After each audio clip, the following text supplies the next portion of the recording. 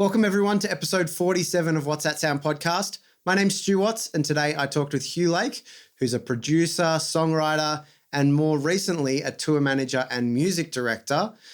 He operates out of Sydney, Australia, but he goes around lots of different places. In this episode, we talked about his journey from self-taught DJ to producer, the importance of having a close network around you that you can bounce off and have honest communication with, and how having fiercely strong opinions in the studio can sometimes create the best music. For all that and heaps more, make sure you stay tuned.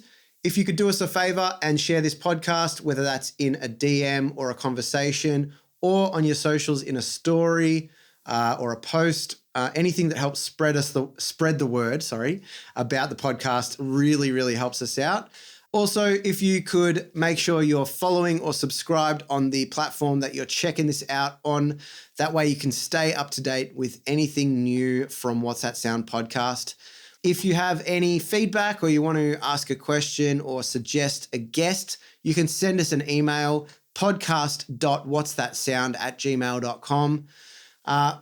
For anything that you want to find out more about, it will be in the show notes. All the links to Hugh's stuff and my stuff are all in the show notes. Apart from that, let's get into it. This new episode of What's That Sound podcast with Hugh Lake. You're listening to What's That Sound with your host, Stu Watts.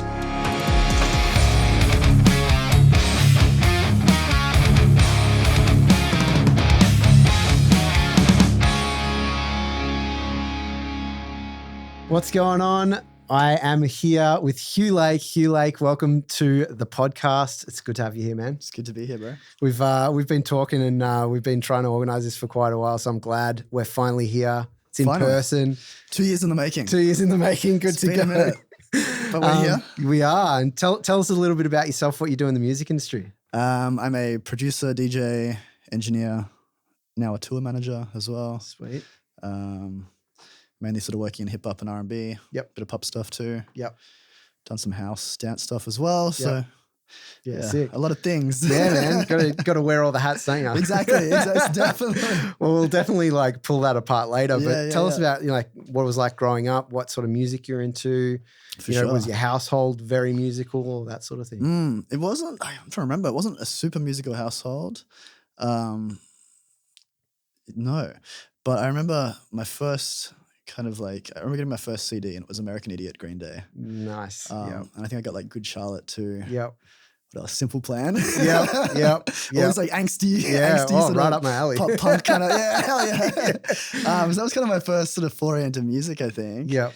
And then I'd always been my parents made me do piano lessons and I hated it, man. Yep. I grew up in Switzerland and I used to get sent to this piano teacher in some random suburb. That was this real strict French piano teacher. And she'd be teaching me in French. And no, that's wrong. That's right.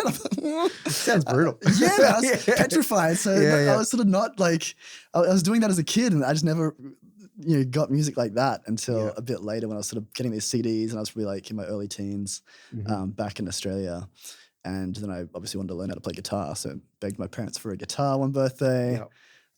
They came through. Nice. Still got it. Still use it actually on a few tracks I've done recently. It's this $80 acoustic guitar. Sweet. Got some guitar lessons, but still I wasn't really connecting the dots with making music. It was just this thing that I played and learnt some scales and learnt guitar tabs. But it didn't click that I could make my own music until much later. Yeah, right.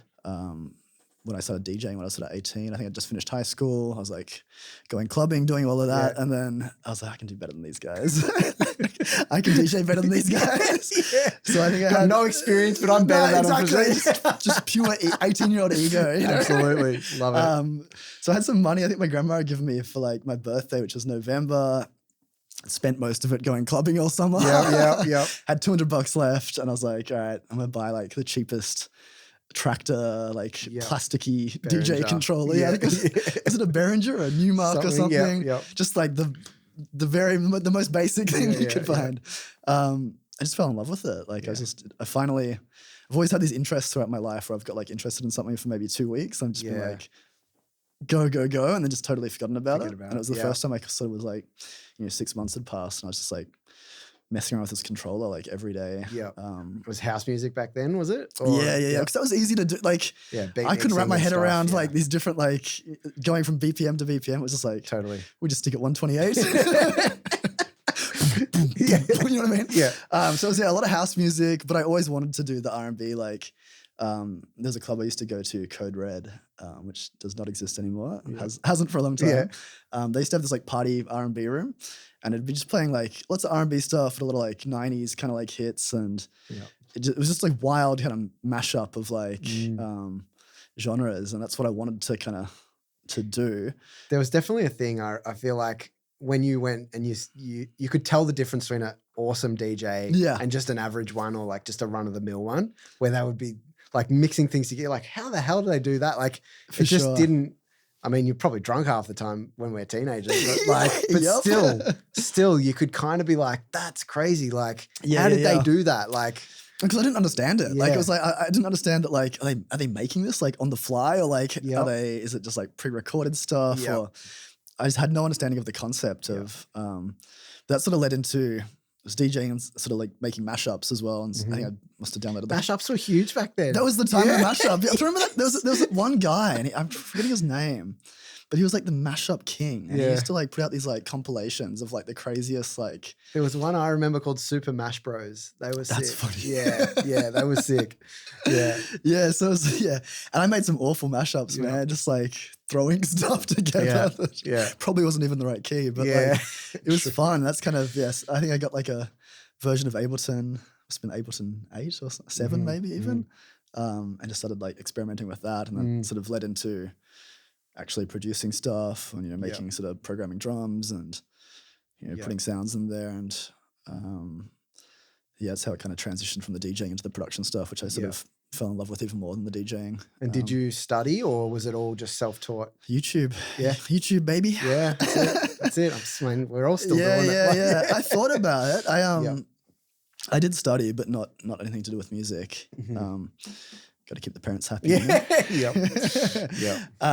But no, I just sort of, there was so much stuff on YouTube, and I've always been like someone who learns from just doing stuff. I don't like, if I sit down and listen to someone talk for too long, I just fall asleep and don't even process half the stuff. Yeah. That's the thing. I think with like, I mean, I don't know what it's like, but I went to TAFE.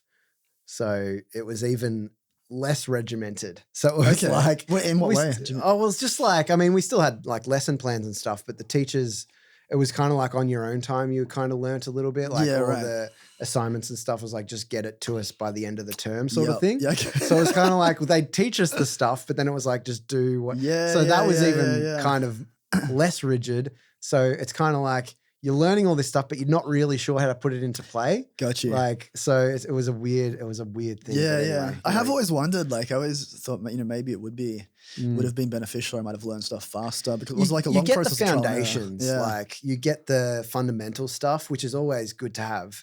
But the real world stuff, it's so much like you just learn so much faster. Yeah, exactly. Even I think that applies to like when I first started doing the production stuff, I just bought all these books on like everything, like music law, like how royalties work, like publishing, like all to just try and teach myself all this stuff. Yeah.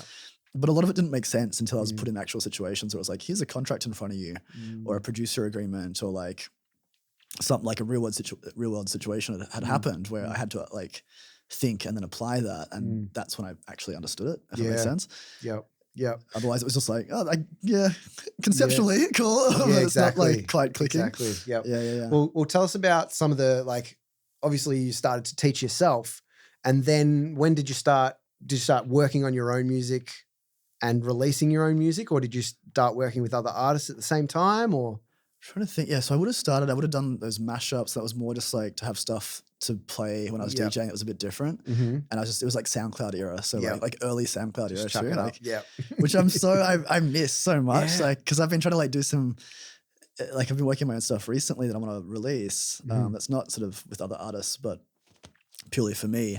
But I'm just like, oh, it was so much easier. Like you didn't think about it as much. I'm going off topic a little bit here. No, like, it's true. But like, yeah. to do the whole Spotify distribution, I it's know. like, it's great. But it's like, there was a time when you just make a mashup one day and be like, I'm gonna chuck it on SoundCloud, And see what post happens. it on Facebook and see like, hopefully I get some likes. I know. And I think that's funny that because like, I think we that grew up with that and were doing that, I think we've taken that mentality with us somewhat because, well, I think like, you know, when it comes to social media, this is where I see a lot of people that don't do social media anymore. Yep. And it's because of those reasons. It's kind of like, well, I used to be able to do that and you'd get instant feedback. Like, you know, you'd wait a week and you'd have all these numbers on your 100%. SoundCloud or like all these likes on your Facebook because everyone was on Facebook. Exactly. You know, and it would be in groups and there'd be like Australia groups or and you'd get feedback. But the social media algorithm isn't like that anymore. At all. It just like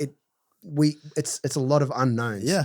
Unless you know and you read into it and you study how to do a sponsored post and all that. Like it's so different. It's such a so I understand that why people drop off and go, I'm not going to use social media. I kind of been in that place. It's like it's sort of hard to work out I guess it's why people are getting paid, you know, 6 figures to be a social media manager, you know, because it's a whole sort of unknown world that a lot of people don't get. But it just felt like a simpler time. It's like, it was fun. It was just like, I made this cool thing. Let's just chuck it up and like see what happens. And then sometimes it'd flop and sometimes you get like a bunch of plays on your SoundCloud. Yeah, random comments and stuff. Random comments. And it used to give these little dopamine hits. Yeah, so absolutely. Like, sweet, let's keep going. Yeah.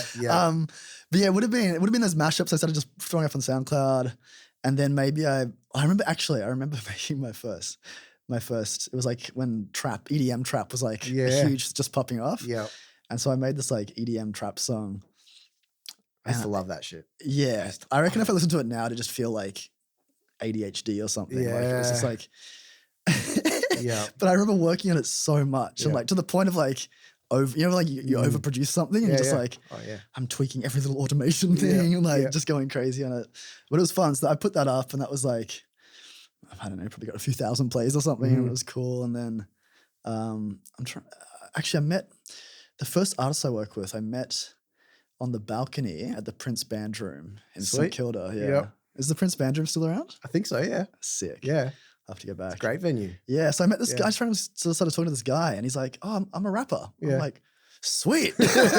I'm a producer. Yeah, cool. Let me send you some stuff. Yeah. And then he had a friend that he was in a group with who was just an amazing sort of R&B soul singer.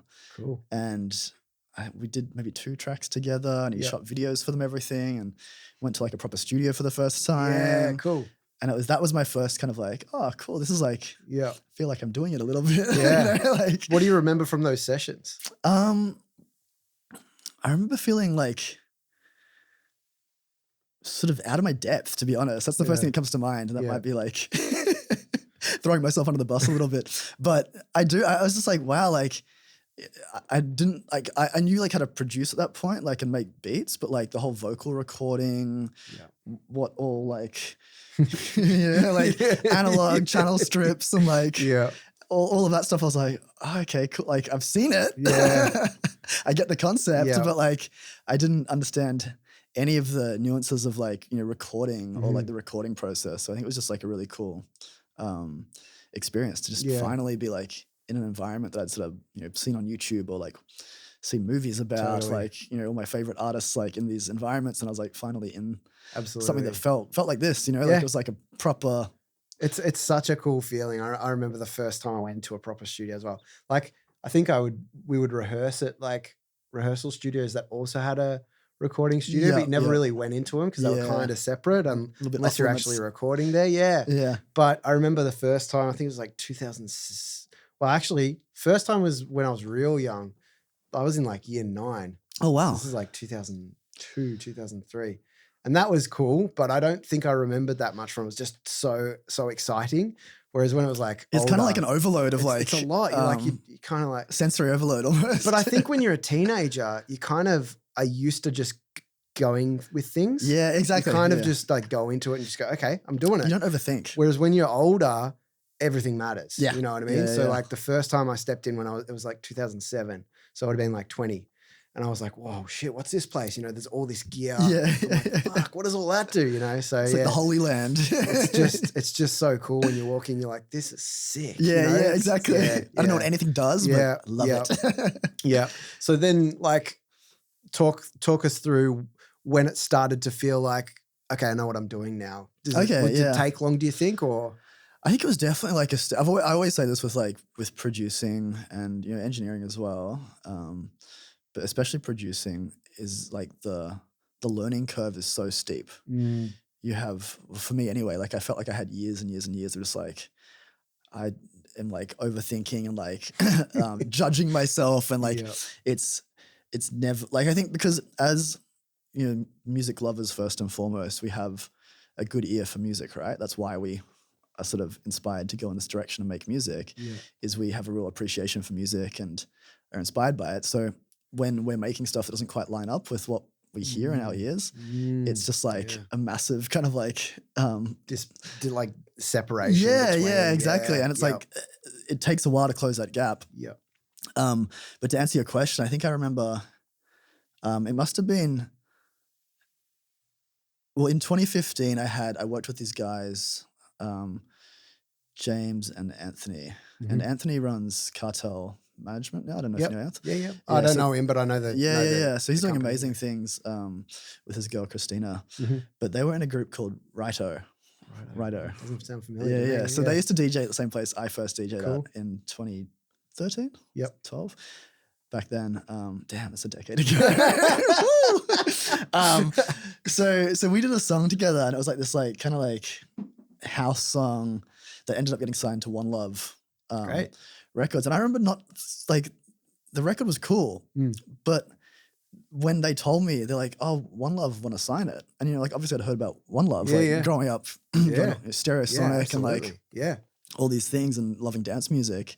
I was like, what? Like, what do you mean? It can't be happening yet. Yeah, exactly. It just didn't fit like, so that, and then eventually sort of like that happening and having that sort of a little bit of legitimacy, kind of like that cosign or like that stamp of kind of like approval from, you know, an organization that was so well known and like has done so much cool stuff over the years, made me sort of maybe be a little bit less hard on myself and go, oh shit, like maybe what I'm doing is kind of like cool and like it's up to scratch, like finally. Because it's hard. Like you're always, I think we're always judging ourselves. I feel like you can't really know. Like you can get feedback from people, but you can't know whether to trust that feedback either. Because you can't know whether people are just being nice to you or if they're holding their tongue or, you know, whatever. Like so you're kind of like, oh, that I get, it feels good. Like they're telling me it's good. I feel like it's good, but is it? You almost don't believe it. It's like, that reminds me, I still have, he's one of my best friends. Shout out Zubin. And I used to, when I first started producing, I'd send him everything I did. And he'd always go, I always remember this. He'd always go, yeah, it's cool, man, but it needs more mixing. I was like, brother, like, fuck you. Every single time you're going to tell me this? Give me some actual feedback. But it's like that. I was having a conversation with someone the other day where I was saying it's really important to have sort of like a tight group of people who you can trust that their feedback is like honest and you trust their ears and like you have that sort of shared respect for each other where you know it's going to be like genuine. Yeah. Because it's exactly what you said. It's like it's so hard. There's so many people, most people, like 90% of people that you and me know that would send stuff to would just be like, yeah, sounds sweet, bro. Sounds like, awesome. Yeah, you're doing great. And maybe a part of that is like not everyone's, you know, people aren't listening out for like, oh, yeah, 10K is a bit harsh. Yeah, exactly. You know I mean? But you are also going to get that like kind of like false feedback of, well, I just want to make, you know, I want to be a people pleaser and make people feel good. And he's my friend, so like, I'm not going to tell him it's shit.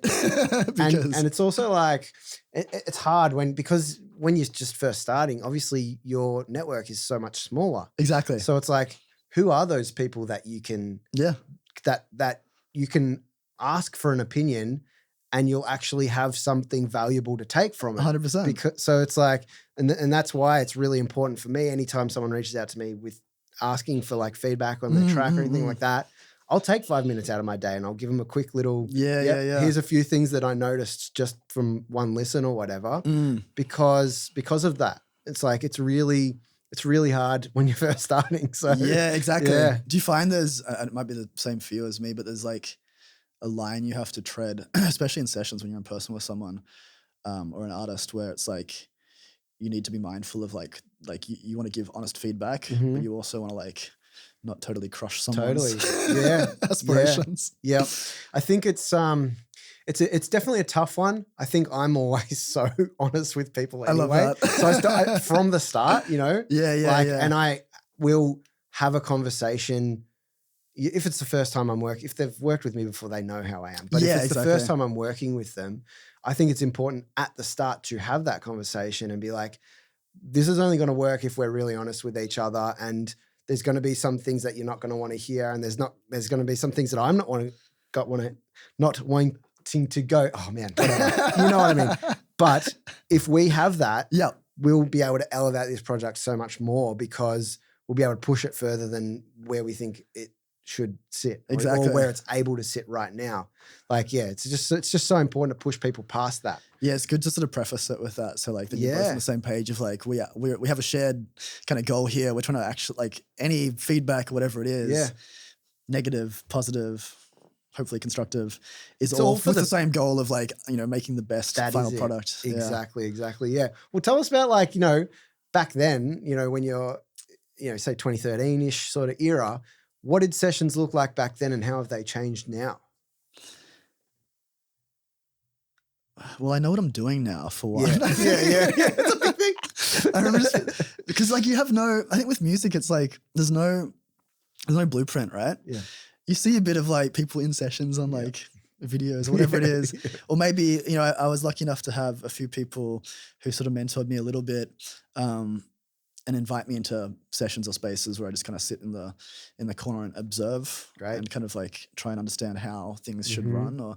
But really, like back in, you know, up until 2017, 2018, where I was sort of starting to get my head around, like, it's an ever evolving process too. Like, if, you know, every time I do a session, I'm learning new things and like applying that in the next session. So, but there was definitely that early period where it was just like, so what's the, you know, how is it meant to work? Like, do I, okay, we're all sitting here. Do I just like start pressing keys and like, you know, or should I find like, or should I have, you know, beats ready to go to just like to try and not have that whole like. So there was a lot of unknowns then at the start. Yeah, it was just figuring it out. Went with it I don't remember being particularly like anxious about it or like overthinking it too much. I think because it was just so unknown and like I was a lot younger too. It was just like, this is fun. Like, let's just like, we're in a room, we're in a cool studio. Like, let's just make music and see what happens. But it's definitely now, like, I've sort of found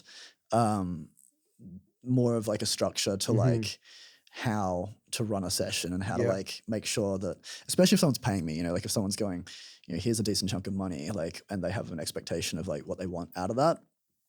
In some, like, it does put a lot more pressure on me to be like, well, I have to deliver, and I want them to have a really good experience, not just with like the final product, but like just in general, like from the moment I open the door for them and they come into my space, it's like, it has to be set in the right way for them to just feel like comfortable, willing to express themselves, you know, like it's a space with no judgment, or like they can say anything. So there's a lot of things I've learned sort of like, and it's just trial and error and like experience and doing it every day, you know, and with lots of different people. Like, I think the biggest thing is not even about like, I think back then I would think about, oh, so do I make the drums first? Or now I'm more in the mind of it doesn't matter. It's about how you connect with that person. And maybe that's you go and have lunch together for an hour. Or maybe you go and have a beer or a coffee or whatever it is.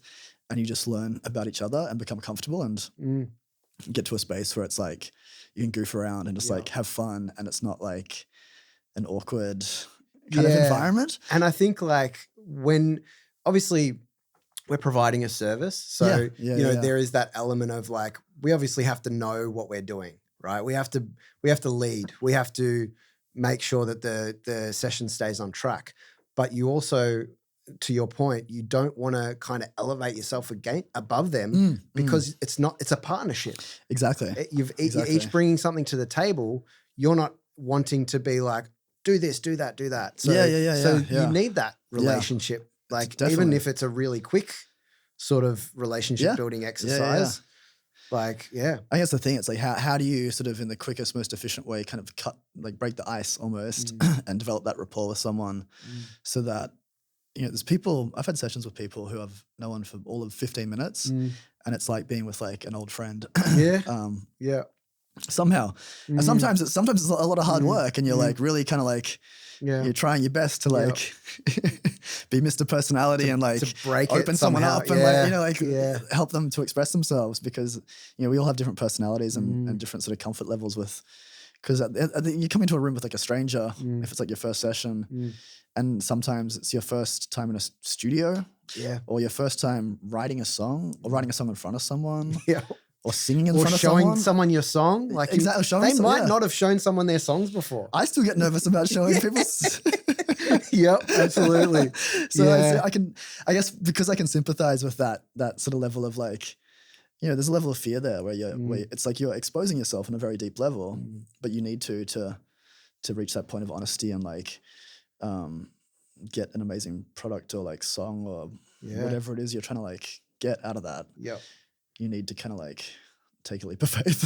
You know what I mean? Yeah, you do. And I think the relationship side of things is like, it's the whole like art is imitating life, you know? So you're helping someone to bring a part of themselves to life. Definitely. So for you to have some sort of barrier up or have not explored that, who is this person and who am I to them? Yeah. How can you connect so that you can create something that is what they're trying to bring to life? 100%, yeah. And I think that this is a little bit off topic, but that kind of reminded me of something is I love traveling and I've traveled to a lot of places and I have friends, all over the world. And I think that side of me actually is almost more important than like, the technical stuff's cool. It's cool to know Ableton like the back of my hands and be able to make a melody or like, make some drum, whatever it is, or make a vocal sound nice.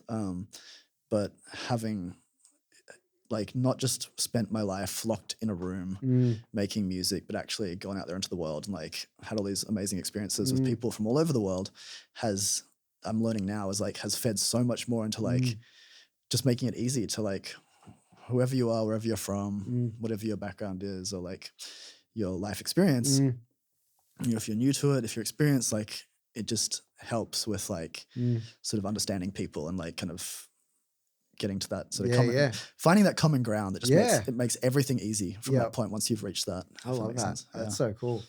I mean, like there's a lot there, but I do want to unpack like the music side of things. Obviously our life experiences determine how we produce a song, how we make music, but what do you think, how do you kind of get yourself in that creative zone? How do, like, what is it?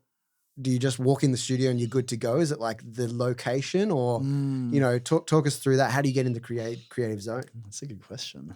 I don't know. It doesn't have to be a location studio thing because I'm similar to what you were saying before about, floating around and like just having a mobile rig and like wherever I'm needed.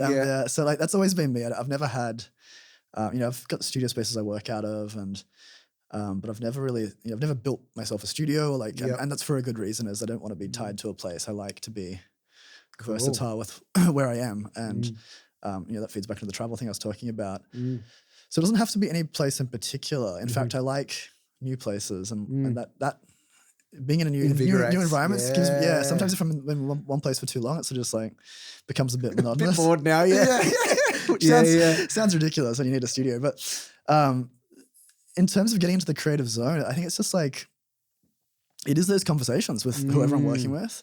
And if it's with myself, it's just sort of immersing myself in a lot of like art, whether it's music or like just going on Pinterest and looking at cool visuals or something, or watching a TV show. Like it's all one and the same to me, if that makes sense. It's not just like, I don't have to sit there. Sometimes, artists will send me like a reference playlist and I'll go through that and that's okay, cool. I know the vibe for the session. That's great. But as a whole, it's sort of just, I think it's about allowing yourself to have space for other things and like sort of what's it called? Consume other forms of art and let that just I have to feel happy and positive and like you know how like a lot of songwriters and artists will be like, I just had a crazy breakup. I'm depressed as hell. Yeah, I'm ready to I'm go. write the best album of my life. I feel that. Yeah. I can sympathize with that. But also, I think when I work my best is when I'm just like feeling really positive about life and like I've got good people around me and I've had a good conversation with someone who's in music, who's not in music, family, friends, whatever it is. You know, I've just had coffee with someone or like gone for a walk in nature or something or walked my dog or whatever it is. Just like I'm feeling good about life. Yeah. And then it just like, it puts you, what it is, I think it's like getting into that flow state, right? So that all that stuff helps me just get into like a zone where I'm not thinking, I'm just doing and that's it. Yeah. Letting it kind of, it's not, I don't think I'm like, it's sort of, you those feelings where it's like you're channeling the universe almost. And it's just sort of speaking through you and you're not like going, oh, okay, so played a C major chord and then what goes after that? It's just like I'm hitting stuff and then a lot of the times I'll finish a session and be like, I forget how I even made like what I did. Every session. I'll forget. Yeah. Or someone will send me a song. Remember the song we worked on like 6 months ago? Like this is crazy. We should put it out. I go, no, but yes. Like let's go. I'm down. It's so funny. I mean, you make some really good points and like it is crazy how those little things just build up. You know, like in a positive way and in a negative way. If you're not addressing your life, if you're not looking at making yourself be the best version of yourself, it does fall apart. And you get in the studio and you're frazzled and you can't think straight. And I'm having a conversation, but I don't even know what they're saying to me. It's not coming in. It's not coming in. So it's like, it's all those little things that like can affect your day and affect that session and all that sort of stuff. It's great. But it's so funny, man. Like you make such a good point about like not knowing where the songs come from. Like, yeah, man, like. Is that a normal thing? No, it is. For me, it is. Okay, yeah, cool. For sure. Like, it's like I can resonate probably the most when I'm talking about my own music because it's like, how the hell do you know where that comes from? It's different with a client because for me, I'm a lot of the time helping them have their song and be the best of course it can be.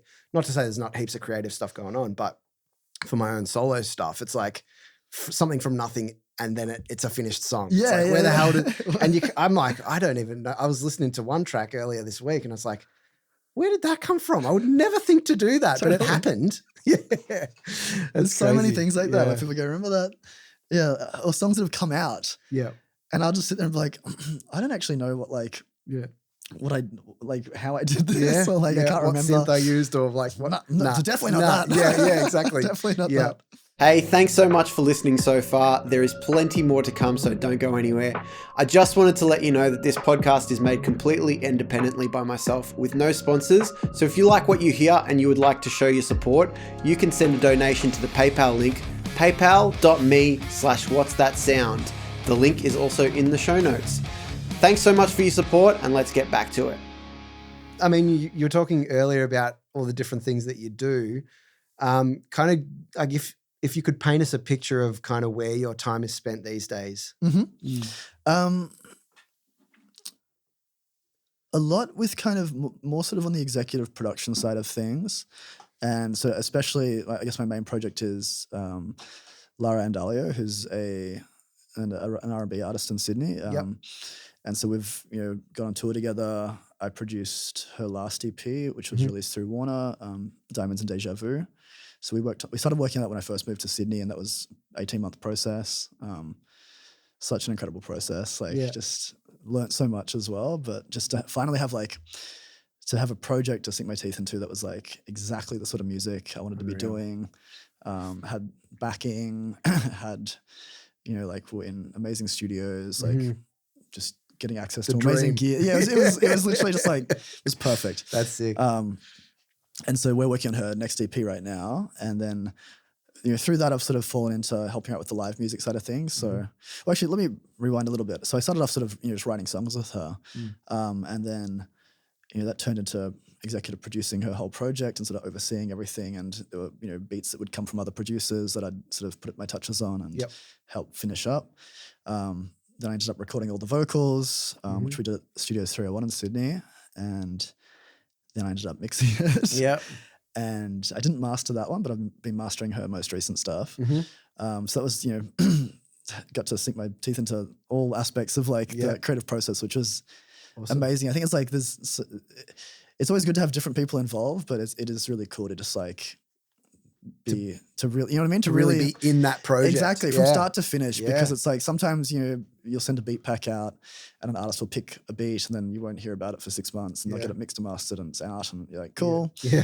It's a good feeling too. Like it's always nice to have people, resonate with whatever you're producing and want to put that out and, write a song to it. But to be in it, like in the trenches, like every day, we're in the studio like every day for months, just like working through the entire creative process, which was amazing. Like I think it's just so rewarding. Exactly. Like at the end of it, when you look back and you go, we did all of that, like, and this is like, so it's just, there's nothing. Every single stream, every single like, piece of PR or blog coverage or playlisting on Spotify, whatever it is, like that all means so much more when you've like had your hands on like all aspects of the project. And also the relationship too. It's like you develop such like a personal, like intimate relationship with someone by being like with each other for such extended amounts of time, like all the time, where you sort of know, like it becomes your like best friend, which is crazy. And my favorite thing about music has always been like the relationships I've made with people and like the shared love of like what we're doing and then also what we're working towards. And like, there's nothing better. Like it's such a, people that just want to do it all themselves. I don't get it, because to me, the best thing about music is like, sharing that space with someone and then having that, like when you achieve something and have something to celebrate, like having that other person that has worked just as hard as you. To be like, hey, like we did that. It's like the craziest thing. But so I did all of that. And then sort of through that ended up working more on the live music side for her, becoming her music director. Cool. And tour manager. So it's a lot. And so I've never done tour management before this. I have a lot of experience in like live music through DJing, just being in venues and like knowing, knowing how venues operate and knowing how sound systems operate and, knowing the engineering side. So I can very easily sort of walk into a venue and make sure stuff runs how it should. And I guess that kind of did feed into the tour management stuff. It was like a totally new sort of space for me, but it just clicked for me and I've been loving it. So wicked. Yeah, and we've done some really amazing tour. We did like the Blast tour end of 2019, I want to say.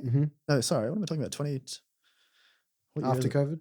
Yeah, it was after. So I don't know why I'm saying 2019. It was the end of 2020. Yeah, started end of 2022. Oh, right. So we did like Auckland, Sydney, Melbourne, I think it was, and all 1,000 plus cap venues. Touring for the week, and then most recently we did the Kiana Lede tour. Same sort of venues: Auckland, Sydney, Brisbane this time, and Melbourne. And then ended up going to the Philippines after that for 2.5 weeks. Yeah, nice. We played one show in Auckland and they go, yeah, we'll have you on for the Philippines. Awesome. So like, cool, let's go. Let's go to the Philippines, So then we spent, 2.5 weeks in the Philippines and did a few more shows there. And it was just me and her hustling, like just like making connections, going to like different, events, and ended up getting her on CNN Philippines and like making all these connections with people over there. She's Filipina. So it was just the perfect... That's unreal. Perfect kind of like end to the year last year. Absolutely. Yeah. And so like obviously doing all these things, it seems to me that you're someone that just says yes to things. Like, do you think that that's kind of led you to where you are? Like, how do you know whether to say yes or no to something? That is such a good question. I was like, it's funny you say that because I was thinking about this literally yesterday. Because how people are always like, oh, there's so much power in saying no. You should say no to more things. There's this whole like, and I'm like, yeah, but how do you? Because I'm exactly the I mean, to a degree, like you obviously have to say if something doesn't make sense and it's not gonna like. I think I try and think about like I'm a very sort of long-term thinker in some, not in all ways, but in some ways. So if I'm saying yes to something that's gonna like, I can see the vision and it's like. I can see how things are going to progress. I mean, no one knows, obviously. But if it's a long-term play. Is this going to be good for whatever X, it Y, is, Z, like, could it sort of like have long-term benefits rather than just being like, Like, I think there's certain things where it's like, yes, you should say no. If it's like, okay, this is a one-off thing. They're offering me way too little money.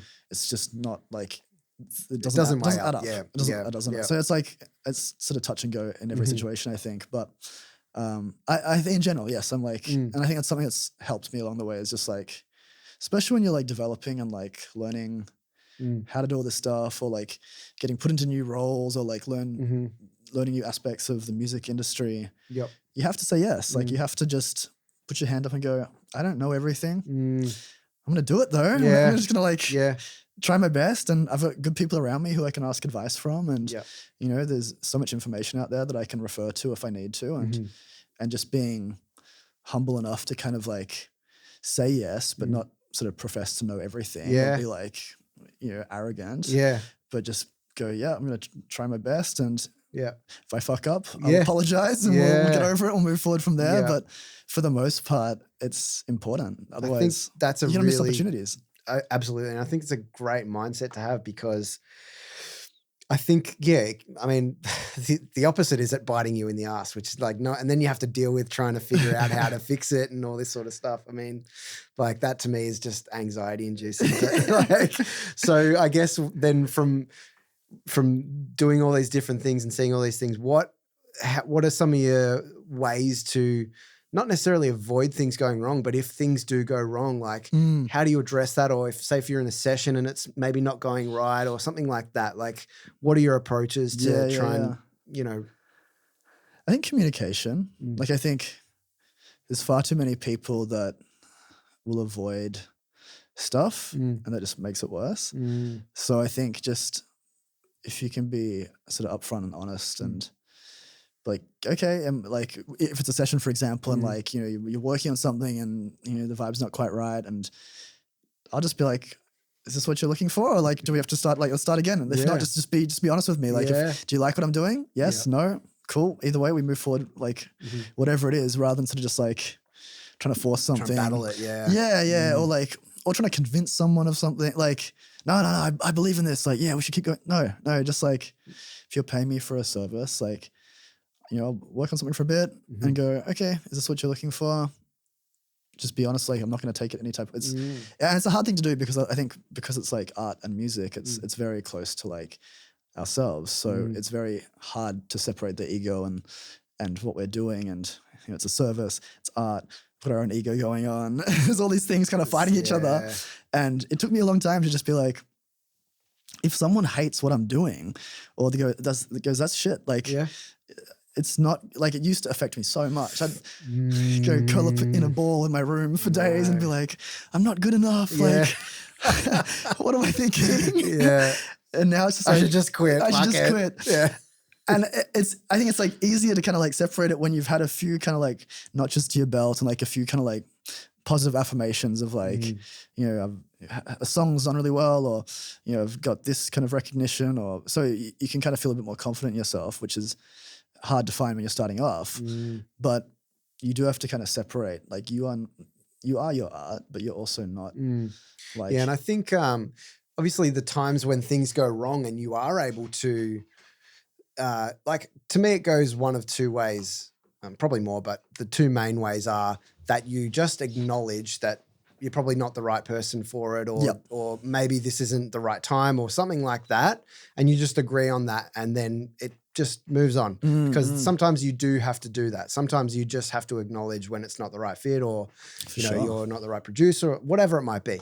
The other way is getting through it and like working through something that's difficult and being like, remember when we had that like disagreement and like, how intense was that? Like, but you get through it and you learn so much about that person or that thing that you're trying to work on. And it's like, there are times when things just aren't going to work. And you just have to be like, okay, what can I do here? It's like, and I think those are the two main options, and either way you're going to learn. Exactly. Yeah. And I kind of like the, I think disagreements are important. Like, I think it's good to have, there needs to be a bit of like friction. It means you give a shit. Exactly. It means you both do.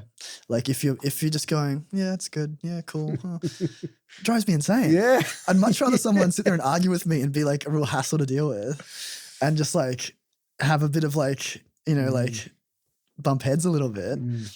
Because the coolest thing is like you do that and then something crazy comes out of it because you're pushing each other so hard and you're both passionate about it. Yeah. That you're gonna get through that unless you're both total psychopaths and like, you know, sometimes no. Yeah. But a lot of the time, like if you're with someone, you've built that rapport and built that trust, like we talked about, you can bang heads, and it's something I almost sort of look forward to sometimes now is like, I want there to be a bit of like that clash so that we can like, we both know we're fighting for something that we like want it to be the best it can be and care about it deeply. And that's going to lead to like something crazy happening. Yeah. Exactly. Yeah. I love it. And then you can look back to it, like you said, and be like, yeah, damn, yeah, we like kind of argued with each other for like an hour about like something, but now we're just like hyped and like you know, fist bumping each other, and it's like we made this. Yeah. And it wouldn't have happened without that. Yeah, that's cool. I don't think I've necessarily reflected on things in that way where it's like it causes this something that it definitely wouldn't have happened if you didn't have that. For sure. You know, you might have created something that they wanted, or they might have just gone with what you wanted. Yep. But it's probably going to be on the safe side. Definitely. And so if you have that friction and it causes like something, you're probably going to get something that's just like a weird mashup of the two ideas, or wouldn't have happened otherwise. Yeah. And I think now we're even talking about, because I haven't done a whole heap of reflection about what we're talking about myself, to be honest, when I sort of think about it. But when I think about the best kind of collaborations or my favorite people to work with, there's always that level of like, we're pushing each other as hard as possible. Like, and it's going to result in like some kind of like a bit of a clash or whatever it is. But they've been the best people to work with is when you're both like kind of pushing, intense. You know, and intense. Yeah. It needs to be intense. Yeah, that's cool. Yeah. I love it. Let's get a bit more nerdy and let's get, you know, on the sonic side of things. Cool. You know, your style is very R&B centric to me. Like most of the stuff has this sort of R&B flavor to it, soul flavor, sort of modern R&B. It's not necessarily like, you know, the R&B that we grew up with. Yeah, for sure. You know, but the thing I notice as well is like, you know, with your drum sounds and all that, so they're not just this one drum sound. It's not just the standard 808 that you choose. It's not the standard snap snare, or, you know what I mean? Like what sonically do you end up going for? Is it all instinct, or is it kind of like, I have this specific thing in mind every single time that I'm going for? Do you know what I mean? Yeah, it's kind of a weird question. No, that's actually, that's so cool to hear that. It's really cool to hear someone pick apart your like sonics like that, because when it's like your stuff, I don't think about it too much. Yeah. I think something for me is I've always been jealous of people who have like a super signature sound, like you know, whether it's like DJ Mustard with like the snaps and hey, you know, whatever it is, that's cool. But whenever I've made music, I get bored so quickly that I'm like constantly like, you know, like I can't use the same kick sound over and over again. I can't use the same 808. Like, so it is very instinctual. I think it's sort of just, again, it's like about being that flow state and just being like, and also I'm working quick too. Like I think what I've learned through doing sessions with, especially rappers back in the day, and now sort of with more R&B singers where it's a bit slower paced, but when you're working with rappers, it's just like, you're just like, not even thinking. You're just like, okay, let's get this idea down. He wants to get on the booth. She, whatever it is, wants to get on the booth and just like record. And like, you want to keep the energy of the room up. So it's sort of not being too precious about what you're using. But there's probably stuff I sort of fall back on, or I think I definitely like it needs to feel soulful. And I love melody. I find that I gravitate towards stuff that's sort of melodically and harmonically pleasing to the ear, rather than sort of the more generic. Not generic, just like, I'm trying to think of how to explain it. Like stuff that's, I find it hard to make stuff that's just like, something I always struggled with when I was first starting was like putting too much in there, you know? I've had to teach myself to sort of pull back and like less is more almost, especially when you're working with an artist. So you want to leave them space to work on the track. But yeah, I think it's instinctual. It's just like, I'll just have stuff pop into my head at the time. Like I'll hear one sound and that sort of triggers like you know what would sound cool with that? This other sound that I remember hearing 3 months ago. Yeah. Okay, cool. Let's do that. Okay, that leads me to this next. So what drum would sound cool with that? Yeah. And then I'll just like play a couple that like I have some drum packs and stuff, or like my favorites in like a folder. Just flick through them. Yep. And it might not even be what I finished the record with. It might just be like a placeholder for like something when I go back and kind of like tweak stuff a bit more. I find that's the best thing about working quick as well. Yeah. It's like you don't get too tied to something. Like you get used to being, well, I can change this later if it sticks out to me. And that's a good thing. I think it's a really good thing, whether you're making whatever style of music, even if it's like this intricate acoustic guitar or like a specific drum sound or something, the ability to not be super tied to something is a benefit in most cases. For sure. Because like you can go, I'm going to go with it, trust my instinct and go, this is the sound that I'm hearing right now, and then be okay, later, that snare was rubbish. Let's just change it and be 100%. okay with it. And it's fine. Yeah. And you often need that perspective. I find myself, like, I need that perspective sometimes of like, you spend a couple of hours in a room, like working on something, and you might walk outside for 15 minutes and come back and maybe you're going in circles a little bit, chasing your own tail. But all it takes is like different sort of acoustic environment outside, see the sun, see some trees. Absolutely. I actually love that. I love that when you take that 5 to 15 minute break, just a real quick break, and then you come back in and then you're just like, holy shit, what were we thinking? Like, exactly. It's completely the wrong thing. Like, let's just switch it up. I love that. 100%. That's one of the coolest things. And I'll find myself like just being like, I'll know very clearly what it needs after that little break. I'll come back and just be like, oh yeah, of course. Take that snare out, change it to this, it needs to have this, done.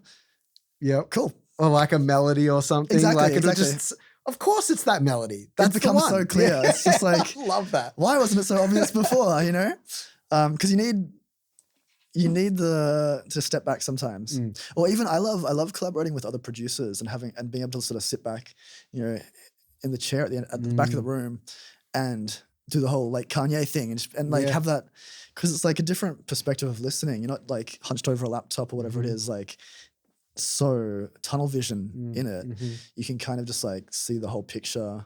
Well, I think when you're using your hands and using your eyes as well, that can lead you down this very, I don't want to say rigid, but I'm thinking like, because you're using those different parts of your brain all at once, it's not fully focused. I mean, because we do it so much, we know what we're doing now, right? But like, there is a difference. There is a difference to sitting back and just using your ears and just being open to hearing things. I never thought about it like that. Yeah, I think it's mechanical. I think it's when it's mechanical, we're starting to go like, this is my go-to folder, or this is my whatever it might be. And I think when you're sitting back, it's all ears. It's all just like intake.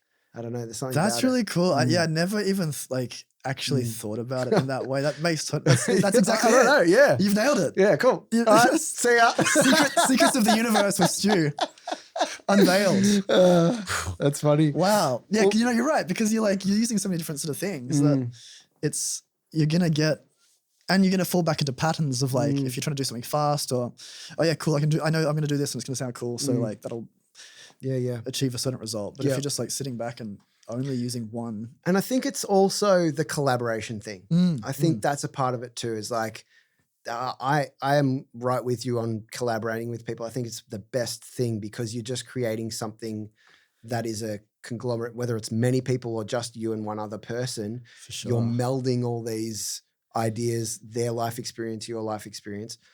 And you will always create something that you wouldn't do yourself. Yeah. That's what I love about it. But it's also that thing, like if you just let someone sit back and do their thing, you're like, oh, I would never have done that. Yeah. It's the coolest thing too. Because you're right. Sick. It's like two people with all these different life experiences and different processes and ways of doing things. Yeah. Different, we all obviously hear stuff differently.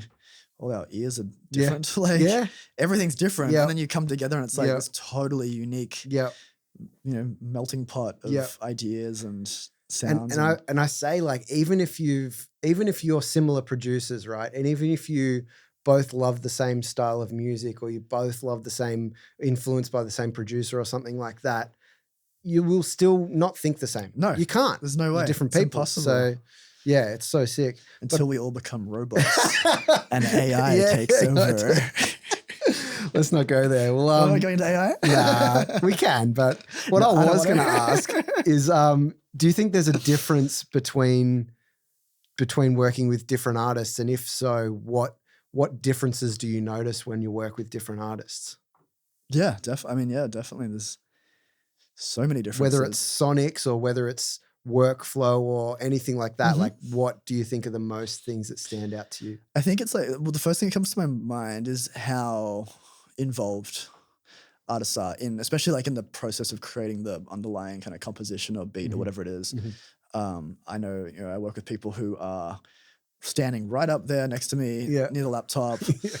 Chain different snare, like super involved and like pull out 500. And then there's some people who are just content to just sit at the back of the room and be kind of quiet and write into a notepad or type on their phone and just soak it all in. And it kind of requires like neither's right or wrong. It's just different personalities, I guess, and different ways of people doing things.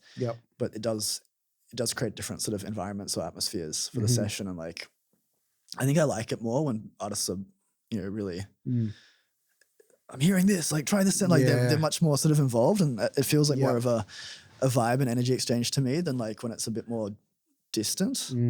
But it's fine. It's just you have to approach it a different way, and like, and also, so, if it's an artist who is chilling back a lot more, I'll tend to sort of like make sure I'm not just like sitting there and like we're in two different worlds. Like I'll try and make sure that the conversation's still happening, or like we're still communicating. And how do you feel about the sound, or like what are you feeling? Like, do you have any concepts, or and how does that concept apply to like what you want? Yeah, do you know what I mean? So it does make it slightly more challenging, I think, in a way, when an artist isn't like super forthcoming and communicative about like what they want, but it's fine. And it just requires a different, like, you just got to like kind of switch between different sort of. Do you find experience plays into that? Do you reckon that is usually the people that have less experience are the ones that are sitting back more often than not? Yeah, I'd say so. I think it's probably like a confidence thing a little bit. And I mean, some people are experienced and just still a bit shy, and like, some people just like to write. Like some people are used to writing by themselves in their bedroom, like with headphones on, like in a little bubble and isolated. They're not used to being in a room and necessarily expressing all those ideas as they come to them. It's sort of like they need to let it marinate with them in themselves a little bit more. But I think, in general, it is an experience thing. And, if you're a little bit sort of newer to it and don't quite have that studio confidence yet of like, feeling like you can just be super forthcoming with your ideas and they're not going to be judged, which they won't be. Never will be. Like, it's the whole point, is creating a space where it's like there's no judgment, no idea is a bad idea. But I can definitely I can understand that and sympathize with that, because I've been in that same situation where I've been like, should I say it? I'm not going to. And then thought about it later and been like, why didn't I say that? Could have been a crazy idea. Like, I know. And I guess it's always just going to happen the way it happens. But I think, and that's where the communication side of things comes into it, when you get more experienced at being able to tell when someone's holding back. For sure. And being able to go, you're sitting there, but I know something's going on. Tell me. Like, it's cool if it's negative. Like, just tell me. Like, Well, so exactly that. I'm like, I'd much rather you tell me this is awful and like you're not feeling it. Because then we can move forward from there. Exactly. It's like, otherwise you're sort of just like floating in nothing. And there's no, it has to be, it's a two-way street of communication with the process, I think, where like both parties, producer, songwriter, artist, whatever it is, whoever's in the room have to all feel comfortable to just like say whatever, take whatever feedback, and then it's just like a rotation of ideas. And there's like a synergy of sort of creativity that's happening. And that's always the goal, I think, is like not as in some ways when it does get a bit tough like that, I go, okay, cool. This is a challenge accepted. How do I turn this from this separate thing and two separate things going on to just being like and that's even more exciting when it's like you kind of crack that and you're like, sweet, we're like on the same page now, and we're, the ideas are flowing, and And you've seen it a bunch. Like you know that they're like, that there's just this point that you have to get past. Yeah. There is always a point. I've always, ever since doing like very first sessions and still now, is like there is like a definitive point in every session where it just something happens. And it's just like there's electricity in the room. And there's like always that moment of like this tension beforehand, and then all of a sudden it's like almost like a drug in some ways, like because you're like chasing that like I want that thing to click. Because then it's like we're on, like we're gonna make some magic. But you got to push through the uncomfortableness. First. And it's all part of. I used to like be afraid of that and be like, for sure. I think it's so true. It's in anything really. It's like I can think of doing those feelings when I was playing live when I was younger, and I can think of that when going to TAFE or there's similar things, and then all of a sudden, where it's usually an interaction thing. I think that it's not. I think. Definitely the knowledge side of things and the experience comes into play, but you can always learn that. For sure. So to me, that says that it's usually a personality thing. It's usually a connection, or it's like, I haven't opened myself up yet.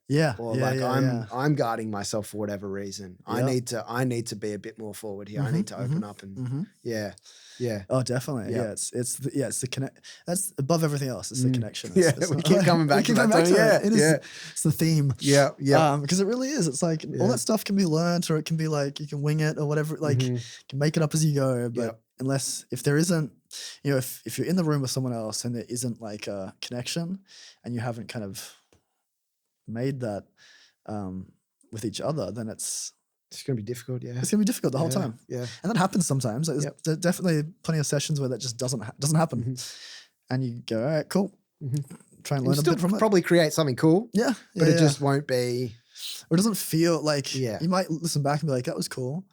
But you didn't have that feeling of just like, oh, I know. You want that. You want that. You're like, be hyped. And it's like, just buzzing. Yeah, absolutely. You want to be able to walk out of the studio and go, that was fucking sick. Just gas each other off. You're the best. No, you're the best. No, you're the best. I love that. It's so funny. Oh, shit. Well, I mean, we've been going for like an hour now. It doesn't feel like that. Damn. Yeah, I know. Time's flown by. Talk to us about, the near future. And I know you're, by the sounds of things, you're very fluid with like the roads that you're taking and stuff. But I guess what are you looking forward to over the next, few months, 6 months, 12 months? For sure. I guess the most soonest English. Most immediate? The most immediate thing I have coming up is so myself and Lara are doing support for the Roy Woods tour. Yeah, wicked. So we're doing the Sydney show on the 1st of June. So super excited about that. It's gonna be crazy. I've loved Roy Woods for a minute too, like since like 2016, 2017.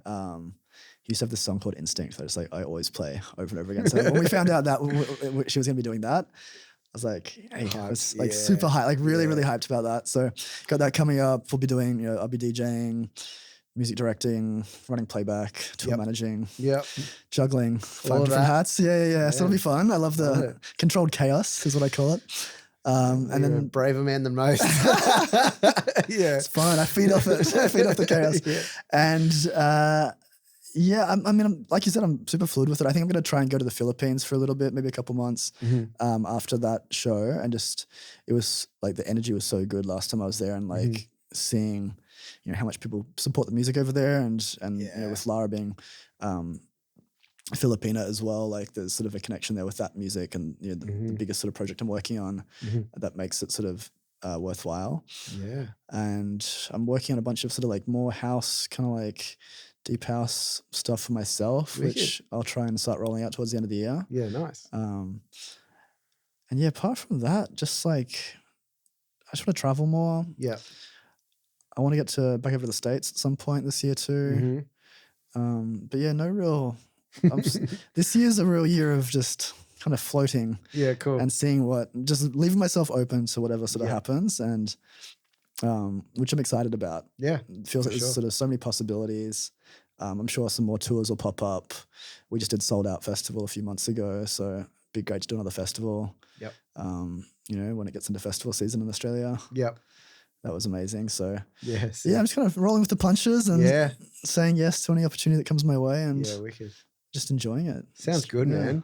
Well, one thing I like to do to finish up each podcast is ask your best bits of advice for, first of all, producers, engineers, and then secondly, for any artists that might be checking out the podcast. Cool.